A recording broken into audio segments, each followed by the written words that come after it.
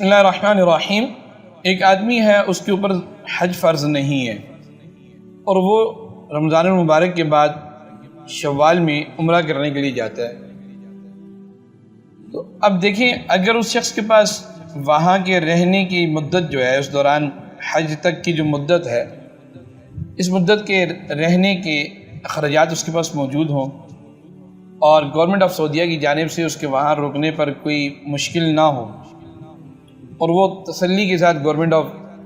سعودیہ کی جانب سے اجازت اور تصریح لے کر کے حج ادا کر سکتا ہے، تو اس کے اوپر حج فرض ہو جائے گا۔ لیکن اگر کسی بھی قسم کی رکاوٹ آ جاتی ہے، وہ شوال میں جاتا ہے عمرے کے لیے،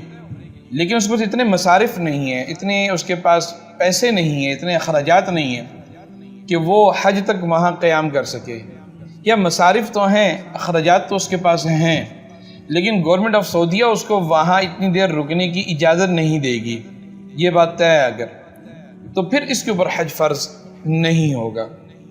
یہ یاد رکھیے گا۔ اس کے ساتھ اگر ایک شخص زندگی میں ایک دفعہ حج کر چکا ہے اور پھر وہ شوال میں جا کر کے عمرہ کرتا ہے اور پھر اس کے پاس مصارف بھی ہیں، وہ وہاں ٹھہر بھی سکتا ہے، گورنمنٹ آف سعودیہ کی طرف سے اس کو تصریح یعنی کہ اجازت نامہ بھی مل سکتا ہے حج کے لیے، تو تب بھی اس کے اوپر حج فرض نہیں ہوگا، اس لیے کہ وہ زندگی میں حج جو ہے وہ ایک ہی دفعہ فرض ہوتا ہے۔